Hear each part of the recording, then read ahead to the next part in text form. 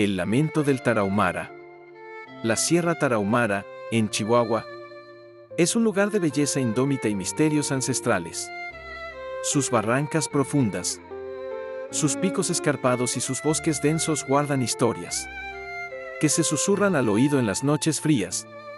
Historias de nahuales, de chamanes poderosos y, a veces, de horrores que no tienen explicación lógica. Esta historia me la contó mi abuelo, un hombre recio, de pocas palabras, que pasó gran parte de su vida trabajando en la tala de árboles, en las profundidades de la sierra. Allá por los años 70, él y su cuadrilla solían adentrarse por semanas en parajes remotos, llevando consigo lo indispensable y confiando en la providencia y en el conocimiento de la gente rarámuri que a veces los guiaba. En una ocasión, se encontraban trabajando en una zona particularmente aislada, a varios días de caminata de cualquier ranchería. Habían levantado un campamento rudimentario junto a un pequeño arroyo. Las noches en la sierra son oscuras como la boca del lobo, y el silencio solo lo rompe el viento entre los pinos, o el aullido lejano de algún coyote. Pero esa noche, algo era diferente. Alrededor de la fogata, mientras cenaban frijoles y tortillas, un lamento se alzó desde las profundidades del bosque. No era el grito de un animal, ni el ulular del viento. Era un sonido gutural, desgarrador, lleno de una pena tan profunda que helaba la sangre. «Es un tarahumara que se perdió», dijo uno de los leñadores, tratando de sonar tranquilo, aunque su voz delataba un temblor. Pero el lamento continuó, más cerca, y con una cualidad que no era humana. Sonaba como si la voz viniera de alguien que estaba sufriendo un tormento inenarrable, un dolor que iba más allá de lo físico. Era un gemido, un quejido largo y arrastrado que subía y bajaba en intensidad, erizando los vellos de la nuca. Mi abuelo, un hombre valiente que había enfrentado jaguares y bandidos, sintió un escalofrío que le recorrió la espalda. Miró a sus compañeros. Todos tenían los ojos muy abiertos, fijos en la oscuridad. Nadie se atrevía a hablar, a moverse. El fuego, que antes los reconfortaba, ahora parecía no iluminar lo suficiente. El lamento se acercaba, y a medida que lo hacía, notaron algo más, un olor. Un olor dulzón, como a carne putrefacta, pero mezclado con algo más extraño, algo metálico, como a sangre vieja. De repente, el lamento cesó abruptamente. El silencio que le siguió fue más aterrador que el sonido mismo. La tensión era palpable. Los hombres se aferraban a sus hachas, a sus machetes, como si fueran a defenderse de algo intangible. Pasaron unos minutos que parecieron horas. Justo cuando comenzaban a respirar un poco más tranquilos, una voz, muy cerca del campamento, susurró. No era el lamento. Era una voz que sonaba rota, raspada, como si se esforzara por hablar. «Ayúdenme».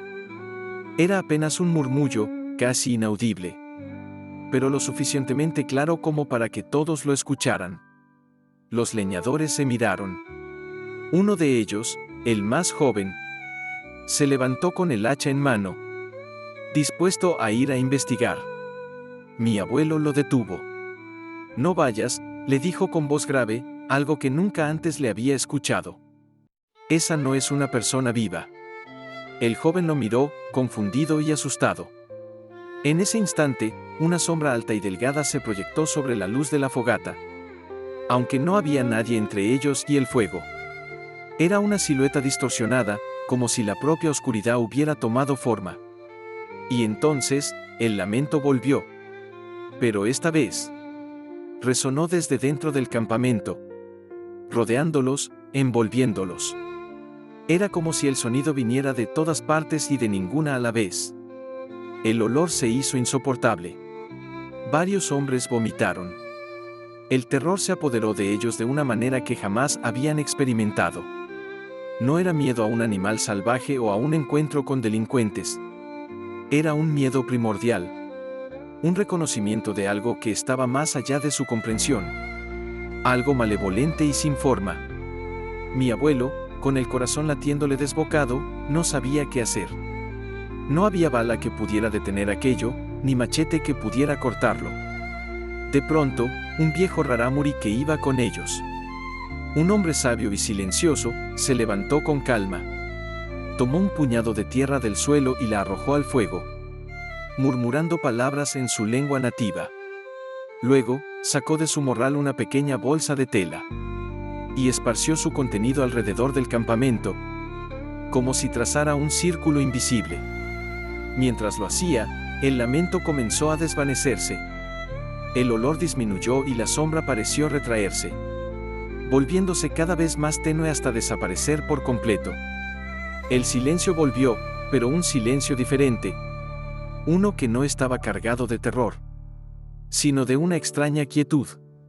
Nadie durmió esa noche.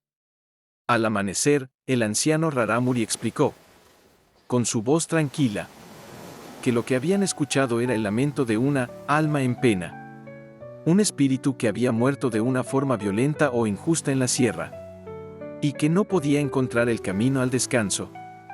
Dijo que a veces se manifiestan buscando ayuda, pero que su presencia trae consigo una desesperación y un dolor tan grandes que pueden arrastrar a los vivos a la locura. La tierra y las hierbas sagradas que esparció habían servido para alejarlo, para marcar un límite que el espíritu no podía cruzar. Mi abuelo y su cuadrilla terminaron su trabajo lo más rápido que pudieron y abandonaron esa parte de la sierra. Nunca más volvieron a escuchar el lamento, pero la experiencia se les quedó grabada para siempre. Mi abuelo siempre decía que en la sierra, uno no solo se encuentra con la naturaleza salvaje, sino también con los ecos de lo que fue, con los espíritus que aún vagan entre los pinos y las barrancas, esperando encontrar la paz. Y algunos, simplemente, se niegan a irse.